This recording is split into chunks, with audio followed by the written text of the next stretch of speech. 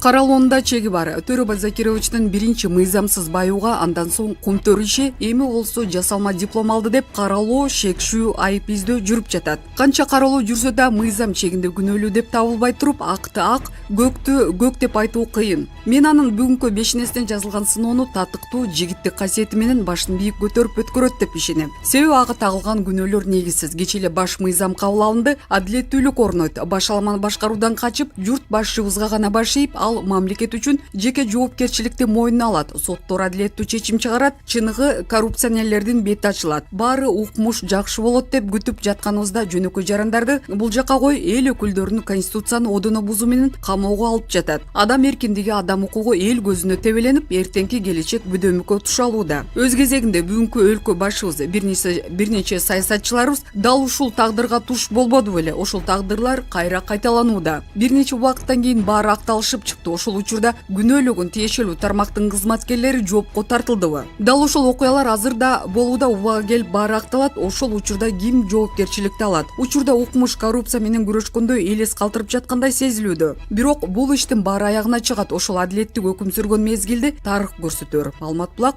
Facebook баракчасынан алынды. Эл чындыкты билсин. Тайырбек Сарпашев кумтөрдөн 13 миллион доллар алып, депутаттардын оозун майлаган. Саясатта таанымал улам бир бийликте жакшы кызматтарда отурган Тайырбек Сарпашев кумтөр боюнча суралууда. Буга чейин Сарпашев ишкер катары таанымал болсо, 2000-2005 жылдары жогорку кеңешке депутат болгон. Андан кийинки чакырылышта да депутат болуп отуруп, 2006-2007 жылдары жогорку кеңеште вице-спикерда болгон эле. 2007-2012 жылдары жеке структураларда иштеп, ишкерлик менен шугулданган. 2012-2014 жылдары экономика жана инвестиция боюнча вице-премьерлик кызматка келген. 2014-2015 жылдары Кыргызстанда биринчи вице-премьер-министрлик кызматта иштеген. 2015-2017 жылдары өкмөттүн алдындагы мамлекеттик каттоо кызматынын жетекчиси болуп эмгектенген. Кумтөр боюнча буга чейин бир топ экс-депутат саясатчылар сурак берип отурушат. Бизге жеткен маалымат боюнча Тайырбек Сарпашев 2012 жылы Центера Голдтон 13 миллион доллар алган экен. Ошол кезде да кумтөр боюнча атайын комиссия иликтеп, бир топ ызы чуу башталган эле. Кумтөрдөгү экологиянын талкаланышы ошол жылдары эле белгилүү болуп, депутаттык комиссия алтын кен иштеткен жерге барышкан. Цианид жана таштандылардын экологиялык коопсуздугуна тынчсызданышып, бул көйгөйдү жогорку кеңеште көтөрүп чыккан эле. Ошол чакырылыштагы депутаттар комиссиянын иликтөөсүнөн кийин кумтөргө чындап эле каршы турушкан. Бирок эмнегедир башында патриот болуп бакылдап сүйлөп, жаратылышты талкалап Кыргызстанга пайда алып келбеген алтын кенди айтып отурган депутаттар кийин добуш бергенде пикирлерин таптакыр тескери жакка өзгөртүшкөн. Тайырбек Сарпашев вице-премьер-министрлик кызматта иштеп жүрүп, кумтөр менен жең ичинен сүйлөшүп, 13 миллион доллар алып, ошол чакырылыштагы депутаттарга таратып берген. Кумтөрдөн пара алган депутаттар аны ачык эле колдоп чыгып, ошол кезде иликтеген комиссиянын чечимине каршы добуш беришкен эле. Ушундай кызмат үчүн Тайырбек Сарпашевдин Градиент фирмасы үчүн кумтөрдүн жетекчилиги алтын кен комбинатына май ташуу боюнча мүмкүнчүлүк түзүп берген. Градиент фирмасы кумтөр менен чогуу иштешип, кыска убакыттын ичинде абдан чоң пайда көргөн айтылат. Ал эми кумтөрдөн алган миллиондорго эл өкүлдөрүн сатып алуу ортомчу болгон Сарпашев тез аран ичинде өтө байыган. Ошол чакырылыштагы депутаттардын оозу майланып, көзүн май басып, кумтөрдөгү комиссиялык иликтөөнү четке кагып, ачык эле колдоо көрсөткөн. Ал эми кумтөрдүн арам акчаларына макул болбой, ачуу чындыкты трибунада айткандар куугунтук алынышкан. Кыңыр иш 40 жылда билинет дегендей, Тайырбек Сарпашевдин экологиянын талкаланышына түз тиешеси бар экени эми билинип олтурат. Эми ошол кездеги жогорку кеңеш депутаттарын кимдер кумтөр боюнча иликтеген комиссиянын чечимине каршы чыгып, аларды колдоп добуш бергени жакында ачыкка чыгат. Булак Чындык медиа. Эл чындыкты билсин.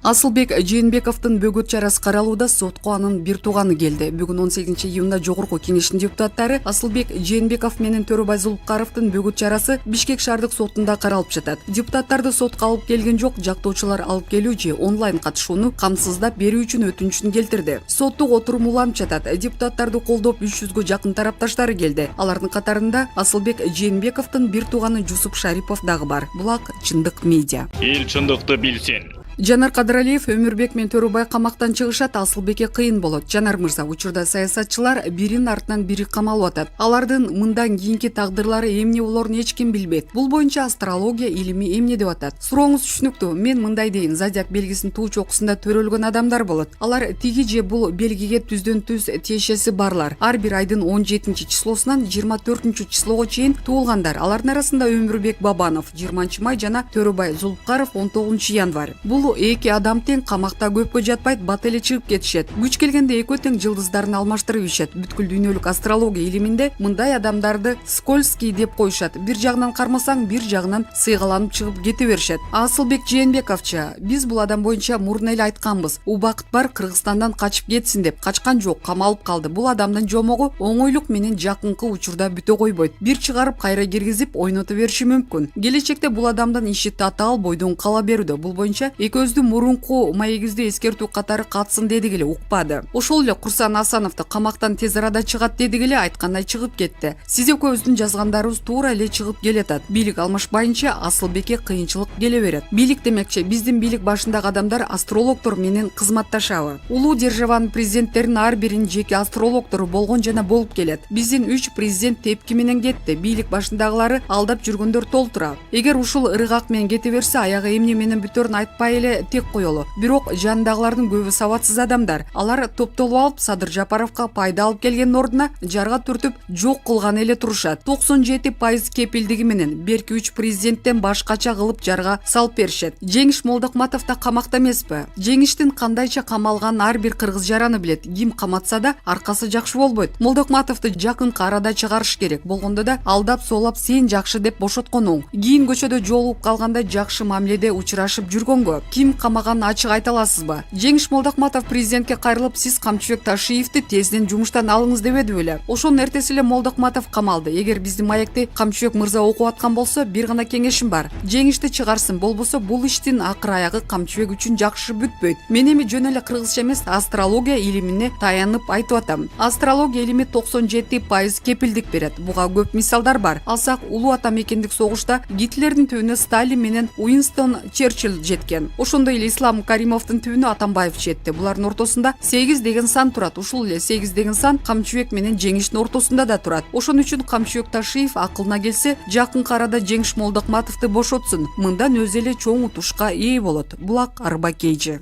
Эл чындыкты билсин. Мелис Турганбаев парламенттик шайлоодо аттанууну жакын адамдар менен кеңешип атам. Мелис Турганбаев менен чакан маек курдук. Чет мамлекетте жүргөн учурунда дарегине кээ бир кеп сөздөр тарап кетти. Анын эң орчундуусу $300,000 уулуна үй алып берди деген маалымат болду окшойт. Бетме бет сүйлөшүп бул боюнча өз оозунан уктук. Мелис мырза, жакынкы күндөрү Грузия, Казакстан жана башка мамлекеттерде болуп келипсиң. Мунун баары спортко түздөн түз тиешеси болсо керек. Грузияда биздин балбандар олимпиадага даярдык көрүп, алар менен бирдикте окуу машыгуу аракетинде жүрүшөт. Аларга баш көз болуп жүрдүм. Андан кийин Украина мамлекети чакырган. Ар жыл сайын дүйнөлүк деңгээлде Золотой мангус деген аталышта спорт сыйлыгы бар. Кыргыз спортчуларынан талапкерлерди көрсөтүү боюнча иш-чара экен. Андан кийин Казакстанга бардым. Ал жерде ФИЛАнын Азия Федерациясынын кезектеги иш-чаралары болду. Японияда өтө турган жайкы олимпиада оюндарына качан барабыз, кандай шартта, кимдер барышат деген сыяктуу суроо маселелерин федерация президенти Даулет Турлуханов менен сүйлөштүк. Жалпыга малымдоо каражаттары Мелис Турганбаев уулуна $300,000 үй сатып берди деп чыгышты. Ушул боюнча өз оозуңдан уксак, ким жазса да оозуңа май, ишке ашса экен деп ийиптин. Кана эми ошондой болсо, жыргаган атпаймынбы? Анткени мен маалыматты окуп алып бир чет аябай сүйүндүм, ал жагы бар. Ал эми бир чети менен болгондой айткан адаммын, жашырып жапканды же калп айтканды жаман көрөм. Анча кызыккандар үчүн айтып коеюн, уулум өз алдынча 3 бөлмөлүү үйүндө отурганына 7 жыл болду. Азырда ошол жерде жашап жатат. Мен $300,000 эмес, $300,000 таппай атам. Андай акчам болсо олимпиадага даярдык көрүп аткан балбандарыма жардам кылат элем. Эми мамлекетте иштебеген, өз жанын өзү багып, бирөөгө жаман айтпаган, пенсияга чыккан адамды жайына коюшса жакшы болот эле. Чындыкка дал келбеген нерселерди чапташтырбай, чукулабай тийишпейм. Анча кызыгып атса мага келсин да ачык сүйлөшөлү. Анын эмнеси бар? Бул жыл мен жазып жаткандарды билем, кимдер аркылуу экенин да. Ошол эле Бакиевтердин фейктери, азыр алардын чырагына май тамып атпайбы? Корко турган эч нерсе жок. Кудай алдында да, эл алдында да жүзүм жарык. Кайда иштебейин, баарын элиме арнадым. Пенсия демекчи, эгер мүмкүн болсо пенсияң канча? Генерал министр болуп туруп $35,000 менен пенсияга чыктым. Мүмкүн кээ бир адамдар үчүн бул чоң акчадыр. Чет элге барганда уяласың, мобул эле Казакстандан сурап калышат. Пенсияң канча дешип, шүгүр деп кутулам. Ал эми алардыкын мага окшогон генерал, экс министрлердин пенсиясы биз үчүн жомок, айтканга оозум барбайт. Меникинен 10-15 эсе көп. Күздө парламенттик шайлоо өтөрү белгиленди. Аттанайын деп атасыңбы? Алдан күчтөн тайганча элим үчүн кызмат кылуудан баш тартпайм. Мамлекеттин өсүү өнүгүшүнө ар дайым салым кошуп келем. Эгер парламентке депутат болуп келсем, бул ниетим 2-3 эсе күчтөнөт. Азыр бир аз эртерээк. Жакын адамдар менен кеңешип, кесип жакынкы күндөрү бир чечимге келем. Булак Арбакейжи.